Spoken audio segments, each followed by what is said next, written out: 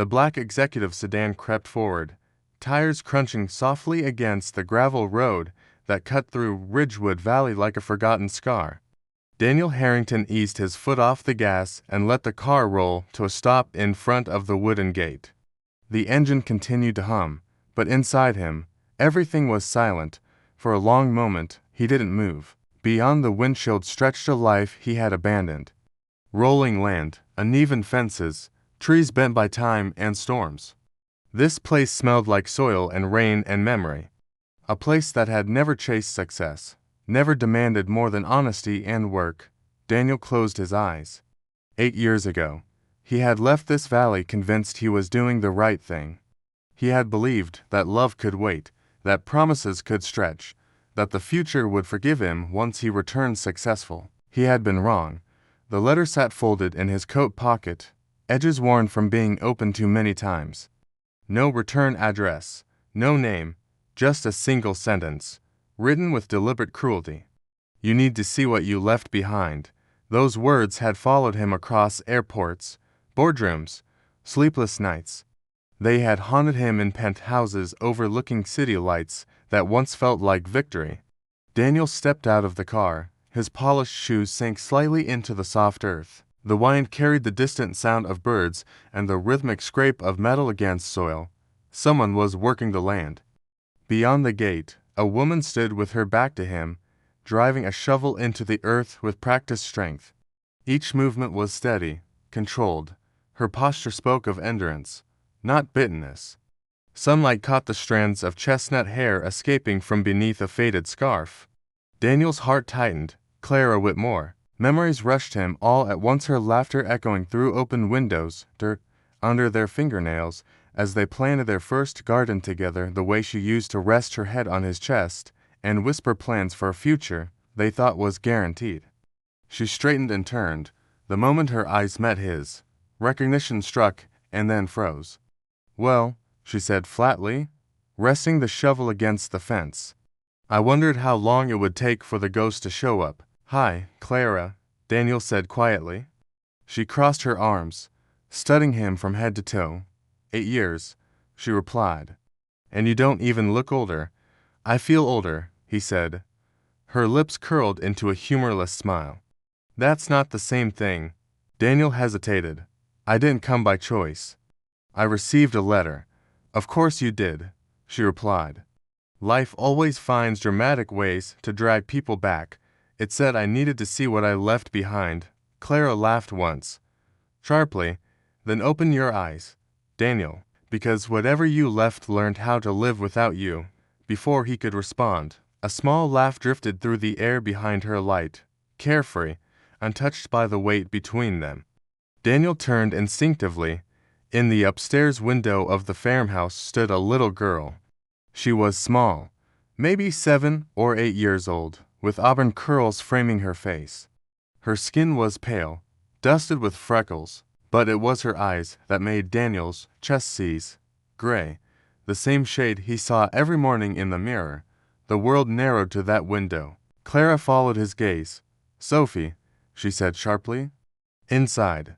Now, the girl tilted her head, studying Daniel with innocent curiosity, then disappeared behind the curtain. Daniel's voice came out broken.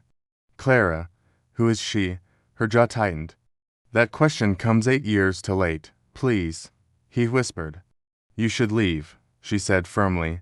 "You don't belong here anymore." But even as Daniel turned back toward his car, he knew something inside him had already shattered. The inn that night felt like a cage. The walls were thin, the bed narrow, the ticking clock unbearable. Daniel sat on the edge of the mattress, replaying the image of the girl again and again. Those eyes. He had built an empire by trusting logic and numbers. But instinct was louder than reason now. She was his.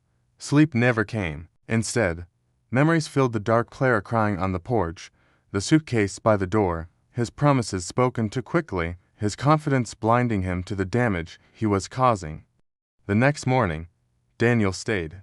He wandered through town, past the old diner, the hardware store where Clara once worked weekends, the church they never attended but always said they would. Time had moved forward here without him. At the market, he ran into Clara again. She was arranging vegetables, her movements efficient. "You're still here," she said, not looking up. "I needed time," he replied. She handed him a crate. "Then make yourself useful." He tried, and failed spectacularly. He mixed prices, knocked over produce, and apologized more times than he could count. Despite herself, Clara laughed. "You're terrible at this," she said. "I'm better at spreadsheets," he admitted. "That much is obvious." That laughter soft, unexpected cracked something open between them. Later, Daniel noticed the old swing near the barn, broken and forgotten. Without asking, he fixed it, replacing ropes, sanding wood. Clara watched silently from the porch. "I didn't think you remembered that swing," she said. "I remembered everything," he replied. That night, a storm rolled in without warning. Thunder split the sky. Lightning struck the barn, flames racing through dry wood.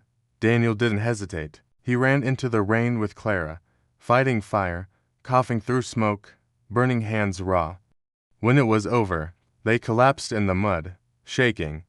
"I loved you more than I loved myself," Clara said, tears mixing with rain. "And you chose something else."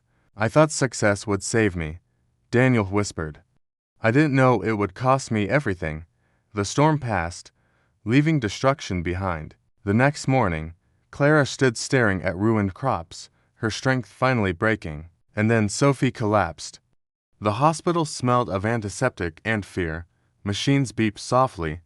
Daniel paced while Clara held her daughter's hand. When the doctor asked if he was the father, the truth exploded. That night, Clara told him everything: the pregnancy, the twins, the boy who never lived, the letters intercepted, the years of silence. Daniel wept openly. "I would have stayed," he whispered. "I know," Clara said, "but knowing doesn't erase what I carried alone." Daniel stayed by Sophie's bed all night, watching her breathe, realizing wealth had never meant safety. When his company called him back, threatening collapse, Daniel faced the same choice he had once failed.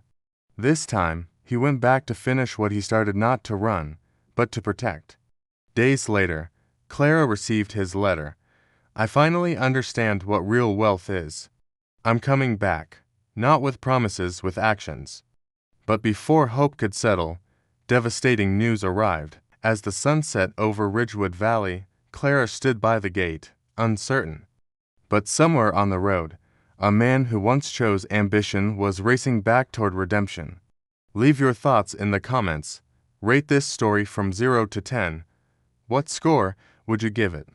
Subscribe to the channel and hit the bell to follow all our stories. And be sure to check out more emotional stories by clicking right here on the final screen.